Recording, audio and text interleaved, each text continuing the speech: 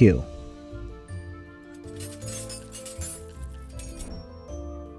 Today, let's make a lithophane out of Corian. We'll need 3 bits, an 1/8 inch ball nose, a 16th inch ball nose, and a 1/4 inch end mill. I'm using Aspire to carve out our lithophane. Our photograph will emerge when backlit. Let's start with a 3D roughing toolpath to remove the bulk of our material using an 1/8 inch ball nose.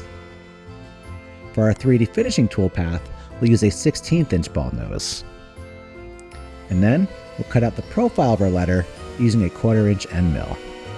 I also created a walnut backer to house our LED lighting strip. And finally, let's glue it up and see how it looks.